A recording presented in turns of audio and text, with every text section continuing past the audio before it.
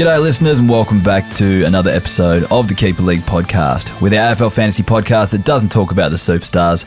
We only talk about the lesser knowns and the players who bring value to your draft and Keeper League teams.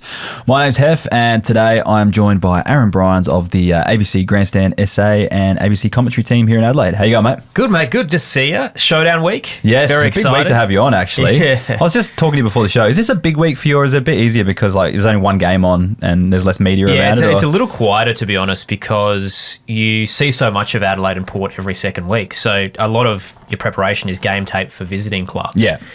Or even just updating your database and your notes for visiting clubs. Yeah. And I've got so much on Adelaide and Port over the years that, it'll be a little bit less work. Yeah. But we've got a big pre-game and a lot of history with showdowns as well. So there's still a little bit of preparation in that. But plus some varying form from both teams as well. Exactly. And, so it has all the makings of Port Adelaide coming out swinging again, doesn't it? Oh, don't say that. A very emotional club. Yeah, true. I don't know how it's going to go. I don't know. My following of Port and the I guess I've probably been watching the Crows more closely because I've got more fantasy players from the Crows in it. Fair. I'm a bit off Port at the moment. I don't get as excited or upset really when they're winning. But anyway, it is what it is. You might feel like I'm a bit down today or a bit sore, but that's because I ran that marathon yesterday. A lot of people saw it on Twitter. So sorry if you hear some random groans or just random spasms. And for the record, full marathon. Yeah, full marathon, 42.2 Ks. Didn't go as well as I'd liked. I kind of gassed myself early, went a bit too hard. I think it's the classic first marathon problem that people do. So I reckon you just got to... I'll learn a lot from it and hopefully I can go back again another time and try to do a bit better. Massive respect to you. I did a 12-kilometre marathon about 10 years ago, hurt my medial, and I've never run since. So I kind of gave up on cardio after that. Yeah, so running can be pretty brutal. So I think most people who have ever done anything similar will know how I'm feeling today, but we'll get through this podcast and we'll be okay. Anyway, so we might just get stuck straight into the round review if that's all right with you. Let's do it. Let's get into Essendon versus North Melbourne on the Thursday night. Did you watch this one? I did, unfortunately. I mean, both of the primetime games, to be honest, were diabolical. And then we're backing it up this week. So, well, at least this one was within a few points. Yeah, that's true. It was ugly, kind of sloppy and scrappy footy, but it was close and thrilling by the end. Yeah, no, it was ugly, but it is what it is. Only for you to talk about. So, Will Setterfield, 112 points. We pretty much know his role, but I guess I just want to hear your thoughts. What do you think when Caldwell comes back? Parrish is listed as 1 to 2 weeks. Do you think he's someone who's sticking around that side, or do you think he kind of goes out when those guys are back? I'm really torn on this one because when Will Setterfield plays, he's tremendous. From a fantasy perspective, at least. I'm not sure what Brad Scott seems to think, but he's been not part of the best 22 for a while. Even last year, there were periods where he was kicking the door down in the VFL and just wasn't getting a go. Started the same this year. Had a friend actually in our draft league who picked him up and had held him for the first month, and I was kind of giving him grief about it, saying, look, he's never going to get a game. Brad Scott just doesn't like him. And he was, again, getting 20 to 30 touches every week in the VFL. Finally gets the opportunity through injury. But if you look at the numbers, his uptick is obviously when Caldwell came out. Yeah. Caldwell and Sardis played together anyway. Yeah. So even if, Sardis does come out and Setterfield stays in, I still think, Caldwell's taking those minutes. Yeah. So that hurts Setterfield's scoring. Yeah. And then you're right, Parrish is another one around the door. Do you think Parrish comes straight back in? It's been a long time, hasn't it? Yeah. So maybe a little bit of VFL conditioning. Yeah, I can see that happening. Which can give you a couple more weeks with Setterfield. It's just that long-term value. When he plays, he's tremendous. And if you've got the depth in your list, from a draft or keeper perspective, then happy to leave him there and pick him when he plays. I can't see his viability being consistent enough through the whole year because whenever they've got their stars around, they just don't seem to favour him. Yeah. Not sure why, because he gets a lot of the footy. No, I agree. So I think he's probably got a few more weeks, perhaps, but then I think as soon as Caldwell comes back, we start to see the decline maybe. Yeah. I don't know. He'll probably score 100 next week. I'll be proving wrong, but anyway. Peter Wright's the next one I just want to mention, 96 points. We kind of mentioned this last week that North Melbourne dropped Aiden Core and Griffin Logue last week, and they didn't bring him back in. So I said the week before Mitch Georgiades was going to go big. He scored 96. This week Peter Wright scores 96 points as well. So just kind of thinking maybe just stream key forwards against North Melbourne at the moment. Yeah, and from Peter Wright as well. I had a quick squiz at him last night because I was thinking about bringing him in from a classic perspective. Yeah. His heat map is great. Yeah. And we know the reason to grab him was as soon as Sam Draper went down, and obviously Goldstein is now their ruck. He's the pinch hitter. Yeah. But he's still getting around the ground, and his scoring comes from his marking game. Yeah. So even though he's not winning a ton of hit-outs when he is the pinch hit ruck. Of course. He's just in good spots to be able to mark on the wing or even sometimes across half-back and get them out. Definitely. So because he's the target from a kick-out. Yeah. So I actually think his scoring, even though I think he's gone like 160-90, is going to be pretty decent because Essendon obviously don't have a lot of options going forward. Everybody's out for the season. There's going to be some games where, he'll probably have less than 8 marks as he's had over the last couple. Yeah. But he's still a guy that, can go 90 most weeks. I kind of like him as a prospect. Definitely a viable option. I guess the other one on that was looking at the waivers today. Vigo Vicentini had a big game in the 2s as well, so just might throw a spanner in the works. Goldstein hasn't really been that great. That's my thinking. He might come in for Goldstein. So, so Peter Wright should be okay in that position, I think. I don't think they'll go... the only reason that works so well with Draper is because Draper could work forward. They won't bring in Vigo and Goldstein at the same time. Yeah. So the issue they have as well is technically Essendon are contending. Their win-loss record has them in finals discussions. I agree with you that they're not going to be there in September. But if you're Brad Scott right now, you can't afford to just play the kids because you're still around the mark. Yeah, no, you're right. So that'd be interesting to see how that all pans out, especially if you're a Goldstein owner and you've picked him up off the waivers because he's got the role. Anyway, Zach Reed's the other one. So Zach Reed, I've had on my bench in the classic formats all year because I went harder at defence because I couldn't find good options anywhere else. I found better options elsewhere. So he had 90 points on the weekend. I think he had 80 plus last week. I just can't see... I just don't know why he's scoring that well because, the only times I remember him getting touches are, scrap kicks out of packs and stuff like that and not taking huge marks or anything like that. He's always had patches. So I remember in the early days of the season, he was, low scoring up until halftime and then maybe the third term he'd have a ton of +6s and that would boost him up towards a 60 or a 70. Yeah. Where it's looking more consistent now across the games. Yeah. And, part of it would probably be playing North Melbourne where it's easier for him to float off, take intercept marks. But the week prior was Collingwood and he still performed pretty well there. Yeah. So maybe it's a little bit of that freedom. Ridley's injury is going to probably play a factor now, whether or not he becomes a little bit more locked down. Yeah. But Ridley can be a good scorer in his role as well. So, it could be okay. So, I don't know. I just don't... It's not someone I want to put too much faith in. The other problem is his ceiling, right? So that was probably the best game we've seen from him this year. I think he's the first 90-plus scorer. Yeah, so, how high can he really go consistently? That's it. Archie Perkins is the next one. Only the 81 points. He kicked 3 goals to get there, but he's kind of building in that forward role. If I had him as an F4 or F5, I'd kind of be happy with that now. Totally, yeah. If you're getting 80s out of a depth forward, which isn't really... we're getting the DPP stars that's starting to come through from a forward perspective for your top 6 to 7. Yeah. Maybe even 8. But around that, Dylan Moore's totally dropped off. A lot of the guys who were hoping to be small forward stars, Brent Daniel's been injured. Yeah. If you can get an 80, Patrick Dangerfield-esque, you'd take that most 100%. weeks. Definitely. Moving on to on that point, my F4 and F5 are Sam Powell-Pepper and Tex Walker at the moment, so I'll definitely be taking Archie. Yeah, so context is great there, right? Yeah, He's better than and my both. team is second on the ladder in our league too, so it's not a bad team, but that's what I'm having to field. So yeah, Dylan Stevens is the next one I'll talk about from the North guys there. So 91 points for him. I was worried with him, with Scott coming in, maybe he would go back to the sub. Not really worried because he doesn't really affect my thoughts in any way, shape or form, Dylan Stevens. But Bailey Scott was the sub, then played halfback when he came on.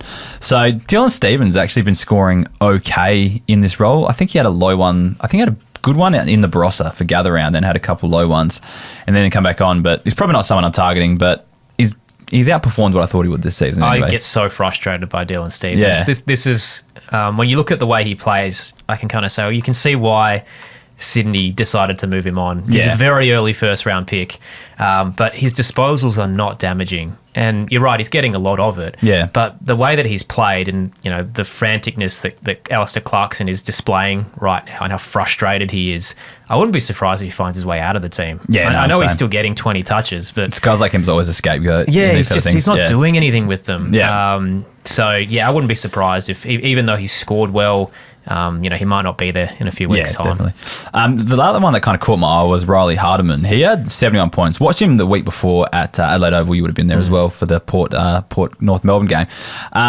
He was probably played more lockdown in the absence of Logue and Core as well. They didn't come back into the side, but this week he just seemed like he was playing a bit more freer, running off half-back a little bit more. And I'm thinking that North probably need to bring those key defenders back in because it hasn't I guess they've had 2 close games, but they've probably been 2 winnable games as well that they've could have, like, you know, if they locked down Georgiades a bit more, they could have won against Port, I feel, and then probably same with Peter Wright this week too. So that's my thought. But if those guys come in, I think that frees him up a little bit more to kind of play more of a halfback role.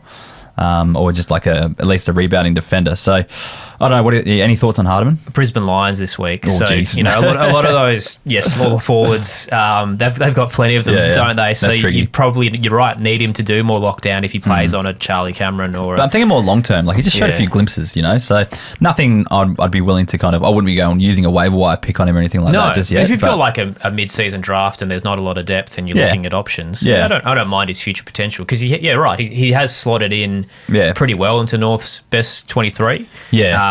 But he's got a tough run ahead of him. Yeah. There's every chance that they just bring those 2 keys back and he might be the one that kind of is the sacrificial lamb to bring them back in as well. But he just caught my eye on the weekend, that's all.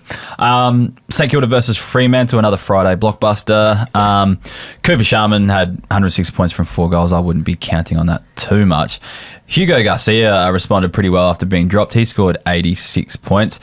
But it was a pretty easy game for St Kilda. It was so weird. Freo, like, supposed to be a tough midfield, but they just had him on a string. Like, it's totally down to effort, isn't it, with Fremantle? Which is why I guess Justin Longmuir's come into the spotlight a fair bit because he's just not getting the best out of this list. Isn't there some weird contract as well that like he could be sacked at any time? It's a year on year, basically just a normal kind of full-time contract, which is odd. Yeah, Fremantle have spruiked it that he'll be around next year. I can't see it happening the way they're going. Neither. But yeah, you're right. They didn't turn up on Friday night, and they play at home this week against Collingwood, so maybe we'll see more of what we saw against Adelaide in the weeks prior, and Fremantle do turn up. But yeah, from a St Kilda perspective, Hugo Garcia, vindication for Ross Lyon, isn't it? Definitely. That he gets cops of spray, subbed out early, thrown back into the midfield and very high CBAs, close to 80%. Yeah. Plenty of footy, pushed up into attack as well, so off that half-forward line.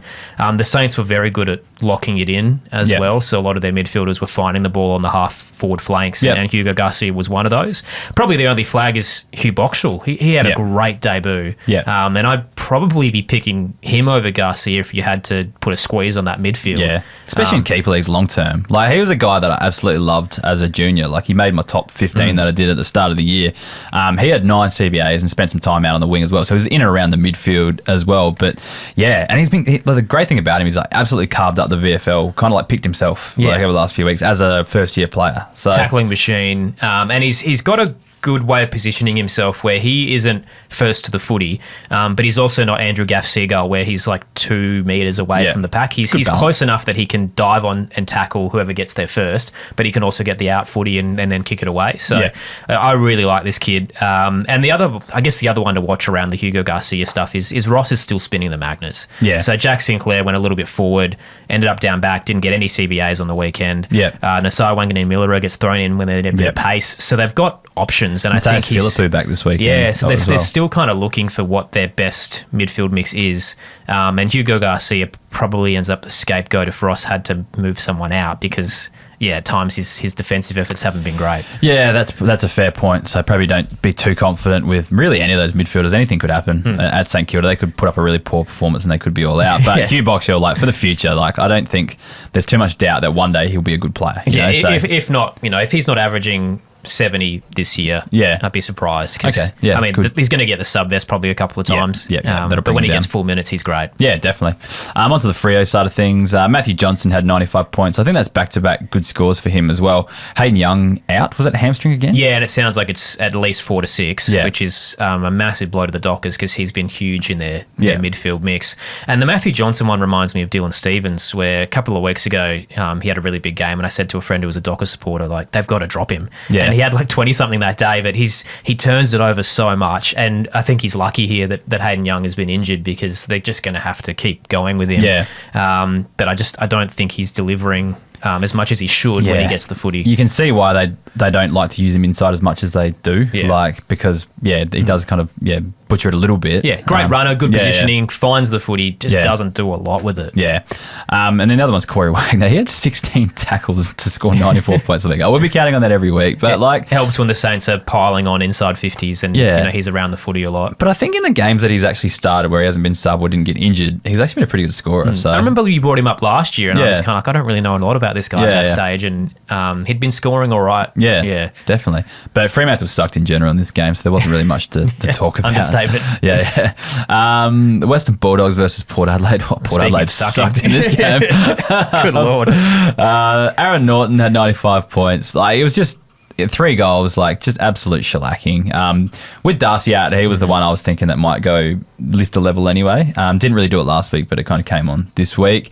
But it was just a really easy game for them in the end. There was just no pressure. He's now nothing. the focal point of that forward line, getting targeted so his marks go up. Whereas, Sam Darcy was the contested guy that they wanted to go to. He could pluck anything, that guy. Yeah, now Norton has to do that. So and that'll also mean he cops more attention from key defenders. But his points by marking are going to go up. Yeah, definitely.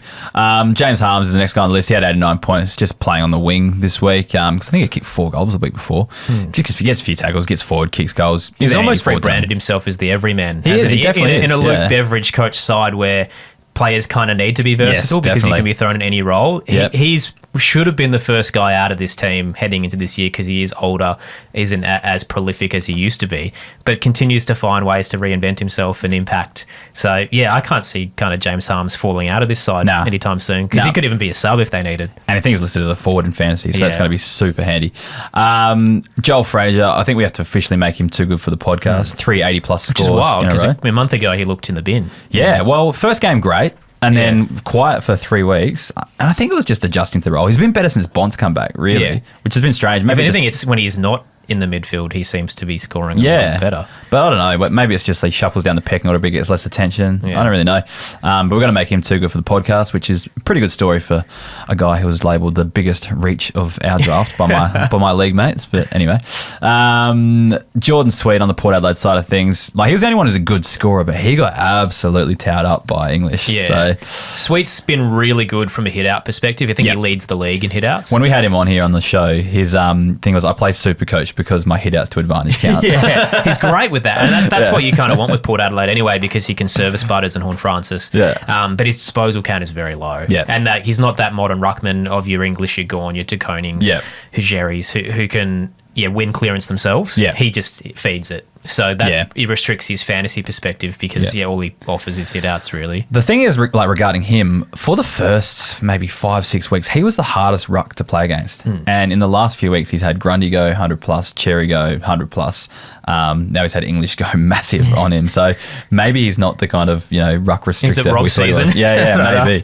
So we'll have to wait and see what happens there. But a month ago, I was really cautious about playing anyone against him. And now I'm totally flipped. Stream against him. The Crows versus Carlton, you were calling this game. What did you make of it from your perspective where you were sitting? How you saw it didn't go the way I'd expected. I thought the outs for the Crows were quite significant, especially Nick Murray. When they don't have him, they concede 5 goals plus to key forwards earlier in the year. Saw it against your North Melbournes and Geelong and all that. So without him, I thought Charlie and Mackay were going to have a field day because they looked like they were back in form. But this boiled down to the midfield. And Adelaide had been, fully to their credit, the Crows have been very quick to adapt to problems. So a couple of weeks ago, they were high scoring, but they were leaking a lot as well. So the defence was giving up a lot of points, close to 100 a game. So they fixed that within a week against the Giants. I know it was a dire, wet affair, but they looked much better defensively. Go to Fremantle, worst game of the season for them. And the biggest issue was they didn't have speed on the ball. And they showed that in the final quarter. They moved Dawson forward. He didn't have a touch, but they put Rankin and Draper on. And it worked. They kicked 4 unanswered goals in the final quarter. They did the same this past weekend against Carlton, where Matt Crouch comes out, albeit through injury. They look so much faster without him. And it totally caught Carlton off guard, who are a slow movement team. They rely on it being a contested slog. It just wasn't that at all. And Adelaide's pace out of the middle was enough that the forward line didn't even have to play a role out of Kerno and Mackay. It was just the stoppage work. Well, that's I guess there's a question from Matt Major Van Bam. He's asking, Crows defenders scored well. Was it just Carlton's terrible disposal? Was there a change in the game plan? What do you ultimately put it down to? Bit of both. Crows pressed up a little higher, so I think intercept marking was better as a result of that, just because of the pressure. But the ball use from Carlton was also pretty poor because their midfield was constantly under threat. Yeah, that makes sense. So I think it was this perfect storm for the Adelaide defence because Josh Worrell had a tremendous game as well. Max Michaelini had career high touches. Josh Worrell had a tremendous year last season before his broken arm. Yeah. And it kind of felt like he was heading towards an 80 defender. Yeah. He went way too early in our draft, but it was probably worth it in the end. Because had a hot start. I think he yeah. had another quiet couple of weeks fantasy-wise and then has picked up this weekend. Yeah. So I really like the potential of this kid. He's 5th in the league for intercepts. Yeah. So that's a pretty decent stat right there. I'd arguably get on him over Michael Annie, because Michael Annie's probably more lockdown. Yeah. Worrell can float and intercept. Do you think if Crows kind of play the similar style this week where they just really shut down the opposition midfielders, do you reckon like defenders go good for them again, like against Port Adelaide as well? Port Adelaide traditionally a pretty hard team to score against, but we could see a similar thing this weekend. Yeah, Port's biggest weakness is front on pressure. Yeah. They panic whenever the teams are constantly applying tackles. So it's probably going to hinder them a lot this weekend. Yeah, and if they're bombing it forward because their midfield's under duress, then the Adelaide defenders are going to have a field day. Well, in this game, Laird, Miller or Worrell, they all went 80 plus, so could see it again this weekend, given that they play a team that doesn't like pressure. The other one from the midfield perspective was James Peatling. He had 88 points. Saw a bump with Crouch out in the centre bounce attendances. Sid Draper was the one who saw the centre bounce attendances boost the last time Crouch was out. Yep. But it basically all went to Peatling this week. Was Draper even playing? No, that's right. He didn't feature. Even though he dominated in the Sandful after being the sub against Freo. I thought it did. Part of me kind of felt like that was a rest where he essentially played 2 games in 48 hours. And when I've seen him, when I'm not calling, and you kind of take a seat back and have a look at the layout of how teams structure up, he does look a little lost at times. Yeah, I agree. It's his first year. He's very young. But he's still relying on his teammates to direct him defensively. Yeah. So he's just learning the structure. He'll be a great player. I agree, it's just, I think, might be interesting if he comes back in this week, whether Peatling gets that same bump or do they trial him in there a bit more? I think so, because when Crouch was out round 4, I reckon it was, Peatling took his minutes there as well. The thing with James Peatling, which is more glass half empty, his tackle numbers just haven't been there. That's the thing he's more of last year. Assister now, so I actually think he's a top 5 player for goal assists this year. He's getting midfield minutes, but we're not seeing the tackle numbers we saw at the Giants, which was what pushed him to the 110s. His ceiling looks more like 90 now, which again, great for a forward in a deep keeper that's what league. I was going to say. It's just not he's not a superstar that you must have. I think that's a fair take. Nothing of note really from the Blues, so we'll move on to the Collingwood versus Geelong game. Did you watch this one?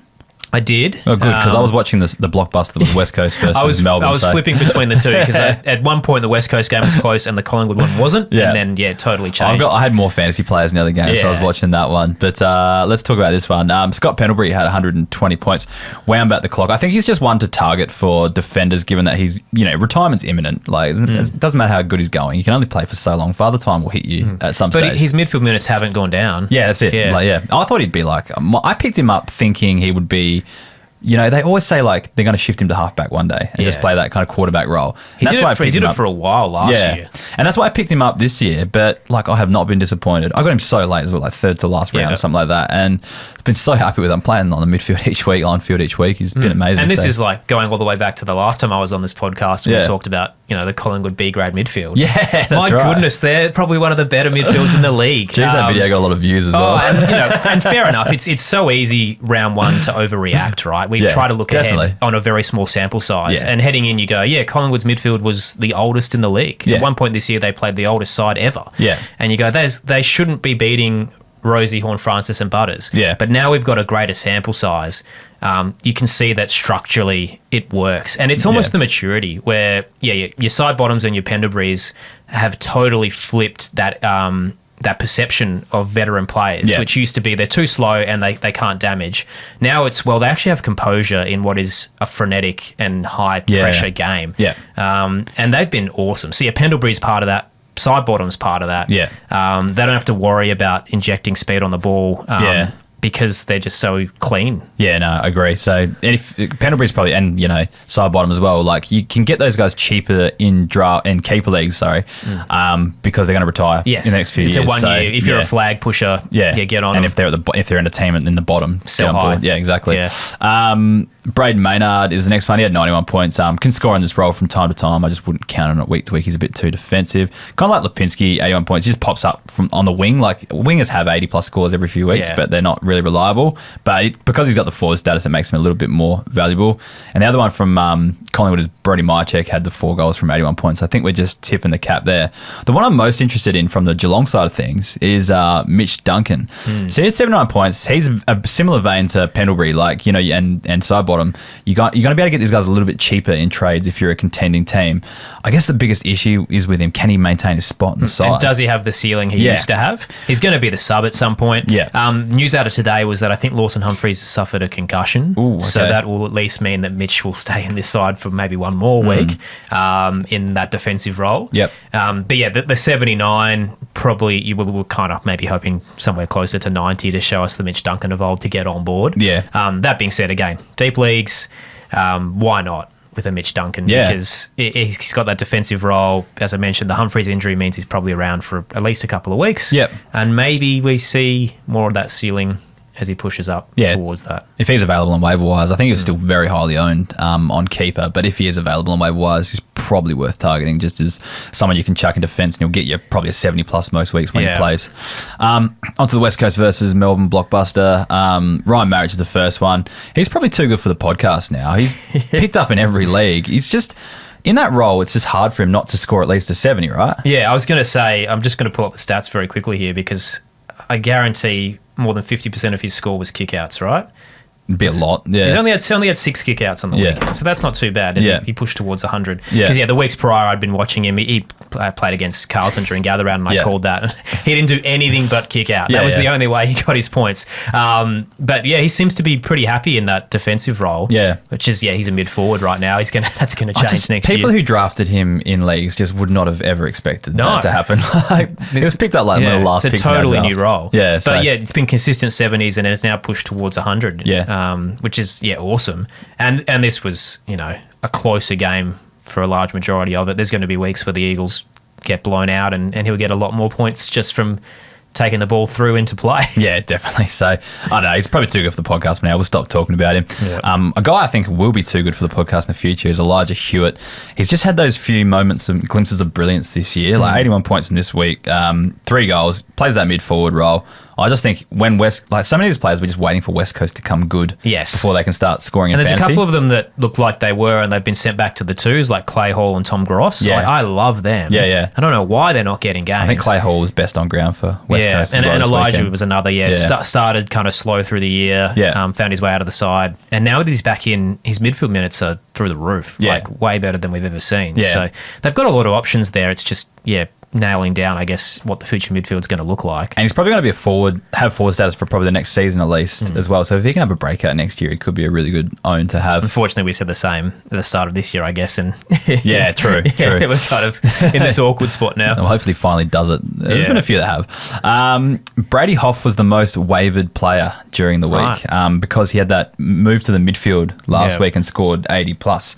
And in the first quarter of the weekend's game, he scored 32 points in the first quarter. It didn't really deviate around that, close to 80% once again. And so I was like, yes, the breakout's finally happening. And then, finished on 46 points for the entire game from 77% centre bounce tendencies. So I don't know what triggered this, to be honest, because he's a really good defender. I think he's a decent user though as well. So they wanted to try him with that. But then he ended up kind of playing this weird quasi-tagger role. Wasn't super tight, but he'd kind of switched between Petrarca and Viney, which doesn't really make sense. Like, you don't tag Viney. So, like, it was so weird. Like, I don't know. He just started so hot, was finding the footy, and it was just so annoying. Like, Jack Hutchison's kind of the same. He got a heap of centre bounce attendances. I think it was 80% last week, and then he dropped right out this week.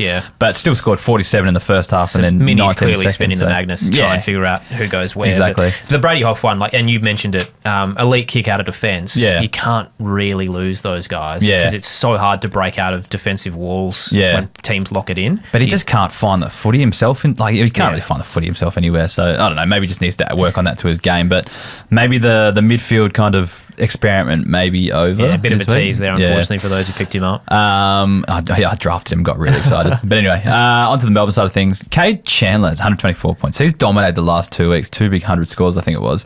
On the wing and goes up forward and kicks some pretty crazy goals up there.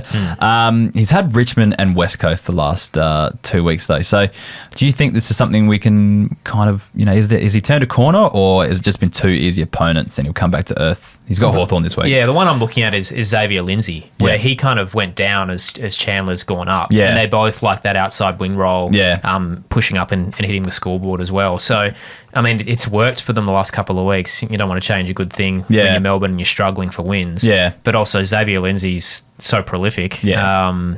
And Cade Chandler's, can play that forward pocket role. So, I guess it depends on availability and who's around. Yeah. Like Clayton Oliver didn't feature. Does that shuffle their midfield mix? So Oliver goes in, someone comes out like a Harvey Langford who pushes more to the wing. Yeah. Melbourne are a little bit unknown at this stage. Yeah, I honestly think the scoring bump is just the opposition over the last couple of weeks. So maybe see what happens this week against a quality opposition, and you might get a better idea. Daniel Turner had 86 points, just 3 goals, tip of the cap there. And then Caleb Windsor had 78 points. I think he's put up a couple good scores in a row now, close to 80s. I think coaches would just be happy with his role first and foremost. He's playing more in defence, and then he's actually finding the output now that he's not just stuck out on a wing and barely finding the footy. Onto the Sydney versus GWS game. James Jordan had 83 points. He basically tagged Whitfield, who still got 100 in the end, but he kicked 2 goals while he was up forward in that. So without those goals, he doesn't get to 80. So that's probably a tip of the cap. Connor Iden, I listened to my Discord group. I said, who should I bench? Should it be Miles Bergman, Brady Hoff, Judd McVie, or Connor Iden? And they all voted for Connor Iden. So didn't go to plan. I benched Connor Iden and missed out on an 85. So, but he's just been. I still love the Discord group. Don't get me wrong. Yeah. I'm not hanging shit on him too much, but I should. I'm the coach. Yeah. It's easy in hindsight to look, but the Bergman and Ballarat one was always going to be treacherous. The thing is, he was huge in the second quarter. He was looking like he was on track for an 80 and then just didn't touch the ball for... Anyway, Connor Iden is just becoming a really reliable D4, D5. Like, he's kind of sitting at my D5 at the moment, and pretty happy with it. Well, funny old stat. I'm pretty sure he's in the top 7 players for contracts, Connor Iden. Like, the Giants have locked him in long term. Okay. That's how highly they rate him. Yeah, and that there is a reason. The last couple of years, he's been tremendous down back. His intercept marking's lifted, good one-on-one. It's his highest averaging fantasy season as well. I think he's up to 76 now, so pretty happy with that. He's looking, very much more of an 80s player than we've seen in the past. He can just do so many different things. He can, sometimes he does have to play a bit taller, a bit more locked down, but he also takes a lot of marks in defence and can use the ball okay. They chip around a bit to try to get that overlap run going, to try to suck things forward so they can get going. So that kind of results in a bit of scoring as well. So, no, I really like him this season. Another, there's a couple guys that just, just showed glimpses in this game of being good players. So, Jacob Ware, 77 points. Love this guy. Putting up some okay scores, but I think on the wing, it's going to be hard to score consistently, so that's the other one. Good runner. Joe Fonte, 70 points. Just did some nice things coming off halfback and just working up through the ground. He might be one. If I had a last pick in the draft or a rookie list spot, I'd be happy to use it on a guy like him that might not play consistently for a couple of years. But the GWS not having a good stretch at the moment. But Hawthorn versus Richmond, the next game on the Sunday. I think Josh Battle's too good for the podcast. He's had enough big scores, hasn't he? Every now and again he dips. Usually it's wet when it happens. Yeah. But, the combination of him and Barris, he's the intercept marker and Barris is more of the lockdown, right? And that's... freed him up for some monster scores with his plus sixes. He uses, he's not afraid to kick it. He'll just take players on and use the footy by foot. He's one of the best scoring key defenders. And we saw at the back half of last season with St Kilda, which is why they didn't really want him to go. Yeah, 100%. He was ready for this breakout. Yeah. And he comes up against Melbourne this week, I think, who are one of the easiest teams for defenders to score against. Forward line isn't great, is it? Yeah. So he should have another massive week as well. I think Josh Battle has to be too good for the podcast. Chenkuth Jarth had 113 points, had a heap of it coming out of defence. Are you trusting this, though, given that was against your mob Richmond? No offence. No, that's fine. I'm taking it. And Carl Amon out of the side as well. He plays a pretty similar role. That's probably more of the bigger impact, isn't it? Yeah. The Carl Amon role. Yeah. But, Jaff has been a great winger at times. Yeah. Can rotate up half forward if he needs. So, he's very versatile. Yeah. Fantasy-wise, he's never been overly damaging. I just don't see how he stays on that halfback line long term with everyone else they've got in there, I feel. He was the most wavered player, though, this week. How was his ball use? Because I was driving home listening to this game. It was just what you expect from Jar, really. Because you kind of want a halfbacker to be really clinical. I think Amon's probably, like I said, with Amon out, I can't really trust it, especially as well as against Richmond, who have also been a pretty easy team for defenders also. The other one's Jack Ginnivan, 106 points. Has the omission fired him up a bit, or do you reckon it's just been easier opposition as well? I don't know, because I watched his VFL game the week that he was axed, and he was not great for like 3 quarters, and really ended up with 4 purely due to junk time. Like they'd won by that point. So when he came back in, it wasn't like he'd overly earned it. He had a great performance numbers wise, but he wasn't best on ground in the VFL. That being said, since he's returned, he's been really good. So sometimes maybe you do need that little kick up the backside to lift. I do think quality of the opponent has played a role in that sense, because Nick Watson had a good game as well. The small forwards feasted against Richmond. So I wouldn't get overly excited, because the best of Jack Ginnivan's when he's pushing up the ground and setting up attacks rather than just relying on his scoring through goals. And we've seen that a lot less this season than we saw last year as well. So, but the other thing is as well, Dylan Moore got subbed out of this game. What's your take on him? He's really struggling this season. Do you think he's injured? Do you think he's just having in a bit of a form slump? Do you think, given some of the midfield shortages he's had to go in there? I think he's just fallen out of the midfield rotation.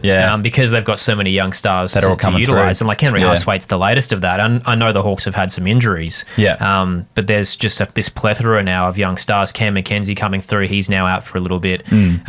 There's just so many options that Sam Mitchell can use that, unfortunately for Dylan Moore, he's just more permanent forward flank. I think you're right. Like they have no problems using those kids coming through the midfield, and it's kind of working for them. Like you said, Henry Huswaite, he had 87 points on the weekend. You mentioned McKenzie was out, Will Day's out long term. Nash is missing again this week. But again, one of those kids that's just dominating VFL and had to pick him type thing after a while. So like really, if you look at imagine they were all available to you: Newcombe, Day, Warple, Nash, McKenzie, Huswaite, Ward even. There's a lot of depth there. And more's probably the speed if they wanted a bit of that. But Henry Huswaite's providing that. Definitely. So that's probably the biggest killer there for Moore, unfortunately. Just a few other players, like a lot of Richmond factor about these guys, but Finn McGuinness had 95 points. Just off the leash, not tagging. Pretty much. And I think he went forward a bit as well. 10 players went 80 plus for Hawthorn, like Weddle and Gunston as well, like went massive as well. So big scoring day for the Hawks. Gunston's a good shout out actually. I've got him in my draft league, picked him up off the waiver wire because I quickly realised, in your head you think, he's really old, he'll probably get the sub a few times, but it's just been Bruce. Bruce is their sub most weeks. Gunston's happy to be left in the forward line, and the Richmond game was the perfect matchup for him to go big. But his goal scoring has been incredible, Jack Gunston. 100%. He's gone 3+ most weeks, which is comfortably getting him to 80s. My only concern is I think Culture Deer returns this week. Right. And then I think 2 or 4 or 5 weeks away, you've got Mitch Lewis back as well. So that's why, like, I've always been a huge Gunston fan, but I feel like the time's ticking for him, given that was the sub earlier. A few injuries kind of forced him in, and then he's been performing well. Don't get me wrong. And Marby Achol wasn't great early in the season, but has lifted since, so probably keeps his spot now. We were talking about this the other week. They've got 4 key forwards they could use. Who are their best 2? I mean, it's probably Lewis and Deer when they're available. Exactly. Right? So that's what makes me worry. That's the only thing. The only really shining light for Richmond was Luke Traynor. 87 points in this game. Hawkers Heroes asks, how excited should I be as a trainer? Very. So what do you think role-wise, future role-wise, like does he kind of maintain a fantasy output? What do you think? He's giving me Brett Delidio vibes, this guy. Yeah, right. Like he's pushing up to half-back, taking intercept marks, but bursting up to the wing, drive with the footy, still can lock down when needed. You can hear the excitement in my voice as a Richmond supporter that the foundation of the young core they drafted this year is incredibly fun to watch. And you can see it in the way they play, that they have these great little chains. They just don't have the composure, maturity, class to finish them off. They usually turn it over on the last leg, or even when they're defending, everybody wants to be the tackler, but no one's defending the outside. But when you actually look at it in isolation, just how they're playing, these kids are all right, and they're more than all right. Luke Traynor has all the makings of a halfback All-Australian. Like, I thought Richmond would be so much shitter than they actually are this year, and it all comes down to the kids. People are calling them Fitzroy. Exactly. Like, you've won 2 games. And I said it a few weeks ago during Gather Round, which might come to haunt me this weekend, that, West Coast are significantly worse than Richmond right now. I think everyone agrees with that. I think that's a too bold statement. So, but like knowing that West Coast will come up firing. exactly. And this is a people will come in winnable game. with receipts at me, but that's Yeah, fine. I think you should be very excited as a Luke Trainer owner. Don't trade him. He's great. All right, moving on to the last game of the round. I didn't see all this. I crashed pretty early last night, but I got to 3/4 time, I'll be honest. yeah, cool. So we can just kind of wing it if we need to. Jasper Fletcher at 106 points. He keeps getting it done, but do you think he's like Kadeem Coleman played in the VFL and was very good? Yeah, so he's obviously coming back in. I can't see Fletcher coming out though, because his last month has been great. So does this affect the role will change probably? Does this affect Zorko then? Like, does Zorko go elsewhere? Can he go in the midfield, go up forward again? I hope not, because I just got him. I just put in a trade request for him. So I think maybe I should withdraw that now. It's a good problem for Brisbane to have, right? It has a lot of defensive options. The thing is, like with Kadeem Coleman with injury, I can't trust him as far as you could throw him. You know what I mean? Like, and I think the Zorko one, again, age comes into this, that he's definitely better in the defensive 50, whereas a Jasper Fletcher can float up the ground, play more outside mid, wing role at times. He's probably more versatile now than Zorko is. I see Fletcher staying in the side, but you're right, his scoring ceiling might drop a little bit from what we've seen the last few weeks. Yeah, because like Kadeem Coleman's definitely that like looser player. Like he won't be as defensive or anything like that. Whereas Jasper can probably do a few of those roles as well. But Wilmot does that pretty successfully also. Yeah, Wilmot's been great. I mean, the one that probably unfortunately misses out might be Ainsworth. He's in the side. Yeah, that's a good point. Like I've really liked him. Yeah, but at times he's been the guy that's first out. Always, yeah. So maybe Ainsworth out, Coleman in, and then maybe just see an overall kind of dip in scoring for them. Maybe like they spread it out a bit more. Wait and see. Brisbane are a good side though. Yeah, 100%. Especially when they considering beating Gold Coast to another finals contender and did it kind of easily in the end. Joel Jeffrey had 102 points for the Gold Coast. It feels like every third week he puts up actually he does put up a good score every third week so far this season. So he's got the right role. It's just not consistent enough. But he's averaging 77, so you take the good with the bad, and then tip of the cap to Mac Andrew, had 10 marks and 88 points. Do you see him being a consistent fantasy player, or do you think role keeps him down too much? Another player that's versatile, can go forward when needed. And intercept marking has been good. His temperament has been the problem this year, and he's really got to work on that, because I reckon last year he looked like a better fantasy prospect because he was more composed, floated and got his intercept marks. He'd also play in the ruck and do things like that. Now as well. It feels like he's the main man down back. Like Sam Collins can play that role. Yeah, he definitely is the main guy now. Mac Andrew's starting to really get a lot of responsibility, which has weight on his shoulders in the way he's reacting, but also hurting his fantasy because he's not floating anymore. Yeah, I do agree with that. One-on-one. Yeah, he might struggle a bit, but he is signed up for 15 years for $20 million or something like that. So it'll be all good for him. All right, let's get into the question. So the first one, P-Rex asked this in the Discord. Good contributor in the Discord, and I love his questions, but they generally rely a lot of research or to sit down and really think about it. Oh no. So I know. I'm going in blind here. So I've done a lot of research on behalf of both of us here. So, and you can chime in if you think of anyone, but these are the guys I just sat down and thought about on the top of my head. So he wants to know, who are the big movers in terms of value in the first 9 weeks, positive or negative, and who should we be wary about, and 2 reactionary about. So the big movers in terms of value on the positive side of things I've got are Jake Bowie, George Hewitt, Adam Chera. George Hewitt less so given from his age, but Adam Chera has come up quite a bit this season. Lockie Ash and Jasper Fletcher are the kind of first ones that kind of came to mind when I went down and thought about the teams.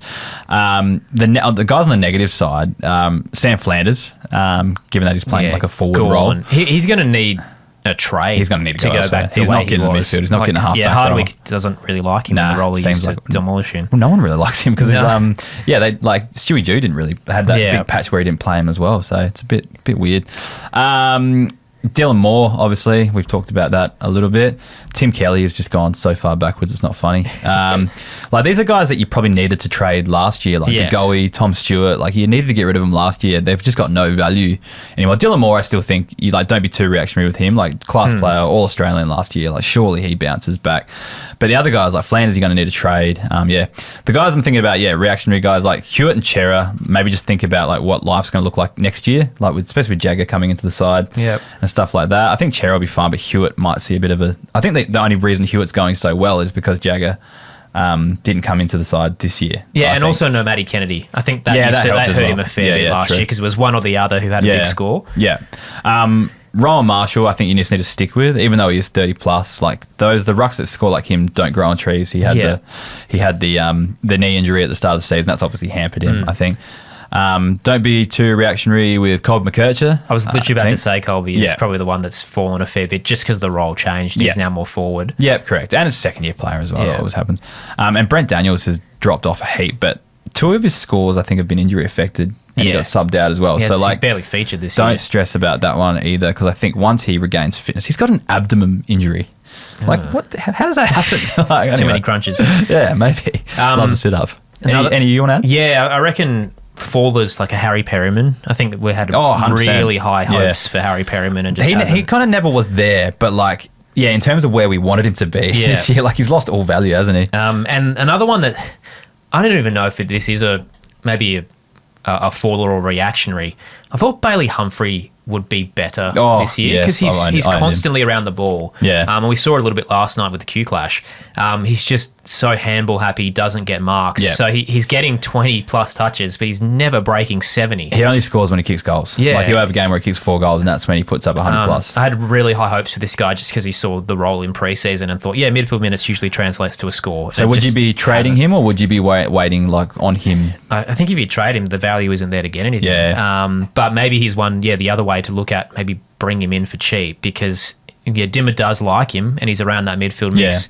Just need to put it all together. Yeah, the Suns have a lot of young mids as well though. Like Rogers at some point's got to push into this side a bit more consistently. Yeah, 100%. And play the midfield role. There's a couple in the draft coming up as well. So they're lucky, the old Gold Coast Suns. Yes. A plethora of riches coming through.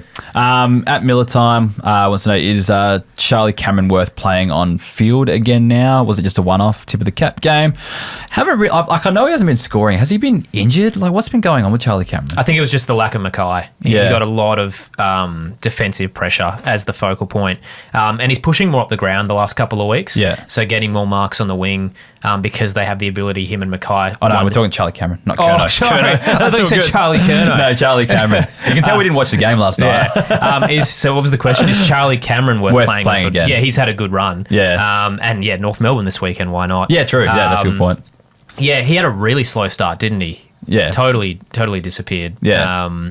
Which I couldn't quite put my finger on why. Last night, when I was watching, some of his goals were just so lucky though, as well. Like he was just right place, right time. Yeah, or just like on the goal line, totally over, like that sort of stuff. So, like, it's a bit of a tip of the cap, but like I never feel comfortable fielding someone like Charlie Cameron every week anyway. For me, he's always been a streamer. Like, he's never been, I want to start this guy as my F5. It's always like, if I can put him on the bench, loophole him on if he goes. Other problem with Brisbane, again, good problem to have, so much depth around the ground, but up forward, they're smalls who are clean at gathering at ground level. There's more of them now. Like, Archie's great. Rayner's been good. Lohman, good, So, like, you've got Levi Ashcroft can go forward. So, Charlie Cameron isn't relied upon as much front and square. Yeah, I agree. I wouldn't be fielding him with confidence any week, that's for sure. At A-Trax wants to know, do we panic with Grundy? And also, where do you reckon the poo slot's in this week? First of all, Grundy, do you panic? I feel like he's just 30 plus now. This is what you expect from him. This is it now. Like, if it's not the Gorn Grundy years anymore, it's probably, I guess, the panic thing is like he's not going to be an All-Australian ruckman anymore. And he's still probably averaging over 80, isn't he? Yeah, like he's not bad. And, that's fine. And this year, rucks have been a little bit all over the shop. Like, Sherry had a bad run. Gorn had a period where he was not great. De Koning started hot but is fading away. Nankervis has been reliable but isn't max ceiling. Rowan Marshall starting to get it together. So, like, at least Grundy's kind of reliable that he's not going to bottom out. He's not going to win you games, but... Yeah, he's still averaging 81. Like, he's just a top 10 ruckman now, not a top 5 ruckman. Yeah. That's pretty much what it is. Rucks are probably the least of your concerns at the moment because so many of them are up and down. Yeah, definitely.